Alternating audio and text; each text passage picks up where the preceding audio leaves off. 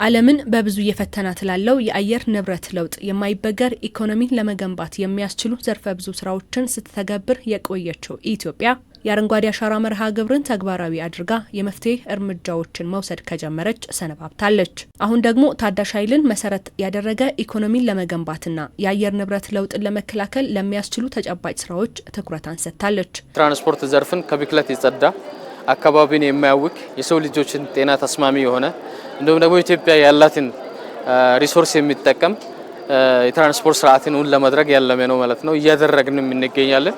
በተለይ ከ2024 ያሁኑ ላይ በርካታ የተሻሻሉ አፈጻጸሞች አሉን ማለት ነው። በተለይ የኤሌክትሪክ መኪናዎች ቁጥር ወደ 115,000 ያደረስንበት ማለት ነው። ኢትዮጵያ ብክለት ቀናሽ እንቅስቃሴ ግሪን ሞቢሊቲ 2025 አውደሪና ጉባኤ በአዲስ አበባ ዓለም አቀፍ ኮንቬንሽን ማዕከል ተከፍቷል። ኢትዮጵያ በታዳሽ ኃይል ምንጭ የሚጠቀሙ የኤሌክትሪክ ተሽከርካሪዎችን ወደ ገበያው በሰፊው እንዲገቡ ማድረጓ ለአየር ንብረት ለውጥ ከወሰደቻቸው እርምጃዎች መካከል ይጠቀሳሉ። በአውደሪው ላይም ይህንኑ እርምጃን የሚደግፉ በትራንስፖርቱ ዘርፍ የተሰማሩ አካላት ተገኝተዋል። መጀመሪያ ጊዜ በሚባል ሄቪ ትራኮችን ባሶችን በኢትዮጵያ ውስጥ ለመገጣጠም በስራ ሂደት ላይ ያሉ ፕሮጀክቶችን ይዘን የቀረብ ነው።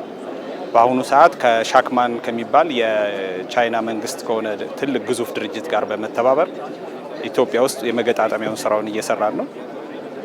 ከ4 ወር በኋላ ወደ ስራ ይገባል ብለን እንገምታለን። በዚህ መገጣጠሚያ ውስጥ ተመሳሳይ የባስና ሚኒባሶችም የምንጀምር ይሆናል።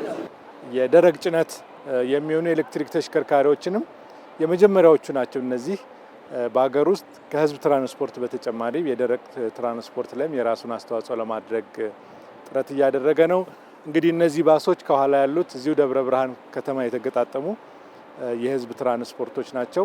በዋናነት በኤሌክትሪክ ተሽከርካሪ ውስጥ የራሱን ሚና ለመጫወት ጥረት እያደረገ ያለ ድርጅት ነው። አውደሪው በከተሞች አካባቢ የሚስተዋሉ የበካይ ጋዝ ልቀትን ለመግታት ኢትዮጵያ አሮጌ መኪናን እንዳይገባ ከመከላከል ጀምሮ የኤሌክትሪክ ተሽከርካሪዎችን ቁጥር ማስፋትን ያሉ መሰል ስራዎችን ለተቀረው ዓለም ለማስተዋወቅ ያለመ ነው። ለነዳጅ የምናወጣው ወጪ በጣም ከፍተኛ ነው ማለት ነው። ማውጣት ብቻ ሳይሆን ካስገባንም በኋላ አካባቢ ይበክላል። ሪሶርስን ደግሞ ማኔጅ ለማድረግ አስቸጋሪ ነው።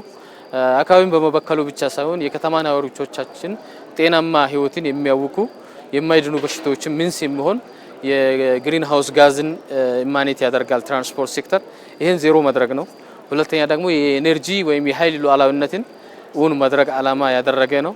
ሶስተኛ ኢትዮጵያ በአፍሪካ ላይ ከስታንዳርድ እስከ ፖሊሲ እንዲሁም ደግሞ የግል ሴክተር ምላሽ በምንመለከትበት ሰዓት በዚህ ረገድ ምሳሌ የሚሆን መሪ የሚሆን አፈጻጸም ያላት ሀገር እንደመሆኑ መጠን ይሄንን አቅም ይሄንን አፈጻጸም ለተቀሩት ዓለም ኮሚኒኬት የማድረግ የታዳሽ ኃይል ልማትን በማስፋት 500,000 የኤሌክትሪክ ተሽከርካሪዎችን በፈረንጆቹ 2030 ስራ ላይ እንዲውሉ ለማድረግ እየተሰራ ነው። ለዚህም አስቻይ ሁኔታዎችን ለመፍጠር በዘርፉ የተሰማሩ አካላት አጋዥ ለመሆን በትኩረት እየሰራን ነው ይላሉ። በተቀመጠው የመንግስት አቅጣጫ መሰረት አየር በካይ የሆኑ ነገሮች ወይም ዘርፎችን የመቀነስ ስራዎችን አግሬሲቭሊ እየሰራን ነው። ይሄ አንዱ ማሳያ ነው ማለት ነው። በተመሳሳይ በሌሎች የንግድ ዘርፎቻችንም ይህንኑ እየጨመረን የምንሄድ ይሆናል። በቀጣይ በዋናነት ይህንን የሀገር ውስጥ መገጣጠሚያን በሰፊው መስራት ነው። ተደራሽነትን መጨመር ነው። ከውጭ የሚመጡ አብዛኛውን ፓርቶችን መቀነስ ነው አላማችን። አነስተኛ መኪኖችን ለመገጣጠም በአሁኑ ሰዓት የመሬት ዝግጅትና ፋብሪካውን የመገንባት ስራ ጀምረናል። ይሄ አንደኛው ትኩረታችን ነው።